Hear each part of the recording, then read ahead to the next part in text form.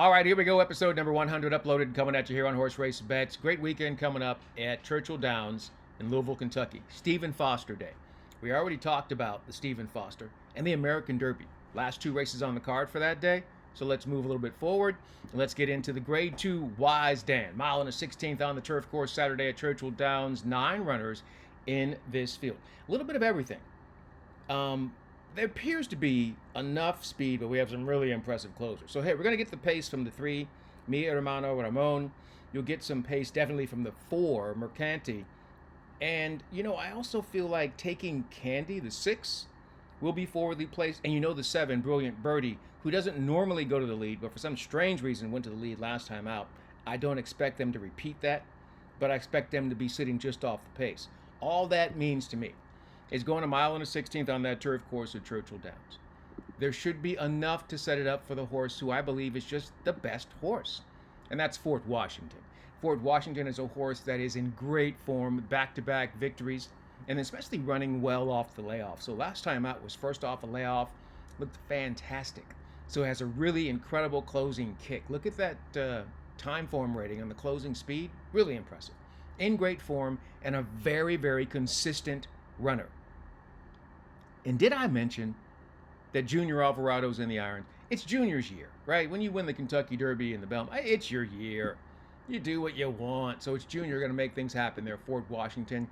Because of the presence of other runners in this race, we will probably get 9-2 on Fort Washington. 1180 coming back. Ain't nothing wrong with that.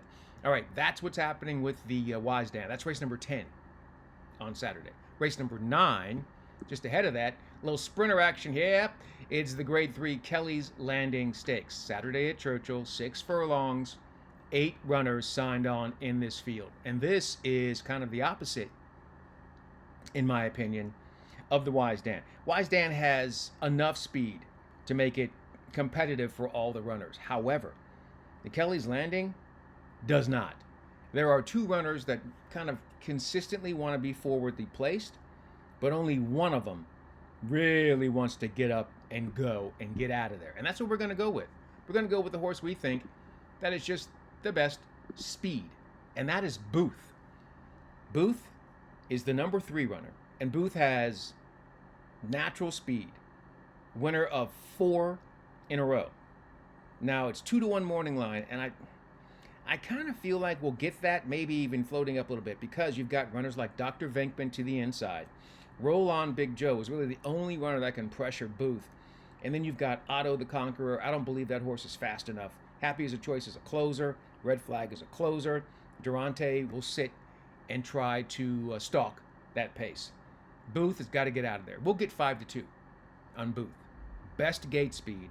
Should control the pace, and it's an all-or-nothing runner. Meaning if he doesn't get out on top, just forget about it. Just be that person at the track that tears your ticket up and turns around. Ah, Christ. It's going to be that situation if Booth does not break on top. But if they do, they're gone. They're too fast. All right? That's how we approach those 2 races on the weekend as we're continuing to build that plan for the weekend there at Churchill Downs. But in order to feel better about what we want to do on Saturday, we've got to make something happen here on this Wednesday. Okay, so we love our play of the day, even when it doesn't work out. We still love our play of the day. Although I have made a decision, and I need you to hold me to it, I will never put out another play of the day for Horseshoe Indy. I will never do it. If you see me do that again, please come in the comments and tell me to knock it off. Tell me I'm an idiot. I will never play that track again, and you know why. All right, so let's get down to business with what's happening at Churchill. They've got a great race coming up. It is race number 9 on the card, 5.5 furlongs, maiden special weight event on the turf course. There's no speed in the race. There are 2 runners that have early speed. Sophie Doyle does an outstanding job, by the way. She's got a speed horse all the way to the outside, number 13. But it's the horse to the inside that I think gets everything done. Yes, it's a maiden special weight event, and yes, this horse has found ways to lose, but Tempting Eve has 2 things that the other runners don't have. First off, they have speed. Natural speed, which I think is extremely dangerous in this field, and, they've got 3 things. Natural speed, they have the ability to rate just off the pace and still be effective, so I like that, and they've got a really good rider. Rafael Bejarano has been consistently solid since he came to the United States back in 2002. There was, you know, I don't know, scores of years where he dominated, and he was always in the mix. And he's one of those riders that I'm like, why does this guy still not get bet?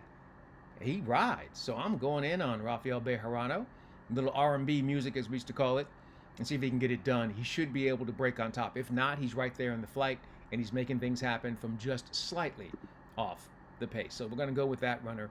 That is Tempting Eve, number 1 horse, race number 9 at Churchill on this Wednesday. Got to do more than just one play of the day, especially when we have a couple of tracks that we like and we trust. That's the big thing. We like them and we trust them. Canterbury, man, everybody loves Canterbury action. Really great turf racing there. And they're going to have a nice race. Race number 7, 1 mile on the turf. I think we're going to have 8 runners in this field. And in this situation, I'm also going to go with speed here. There's a runner in here, Dear Santa. Here's another runner that I feel this runner is all or nothing, right? They have to break on top. And if they can get on top and get away from the field, that's super dangerous. I don't feel like there's a lot of other serious speed. Got a sprinter that's stretching out to the inside, so that might be an issue. But the 7 and Chad Lindsay, he knows you have to get out of there. So he's going to try to get out of there on top and just go. And speed does very well on that turf course going to mile 70 is where they're going to be running at Canterbury. They come out of that little chute they have there. It's a slight chute, and it goes into the actual track. If you get out on top, you're in great shape. We love our value. We get 10 to 1 on Dear Santa. Because everyone else can see what I can see, he'll probably go off at 6 to 1. And we'll take that all day long. I suggest you take a look at it yourself, right? Take a look at those PPs, see if you agree, see how you feel. You want to fade or you want to follow. We haven't worked it out quite right in the last week and a half. So we're going to get off the schneid, as it were. Get back into the winner's circle, back into doing what we do, which is cashing tickets, especially on the turf. All right, that's going to do it. Hey, it's a celebration. Episode number 100. As we kind of do this thing part-time when we have some time to sit down and express what we have seen in the past performances, try to give you some winners, and then we got other stuff to do. But we love doing this. We love hanging out with you, and we're glad that you're hanging out with us. Let's continue to build together and make some money. All right, that'll do it for episode number 100 on Horse Race Bets. In the meantime, in between time, and until next time, good luck and enjoy whatever you're into.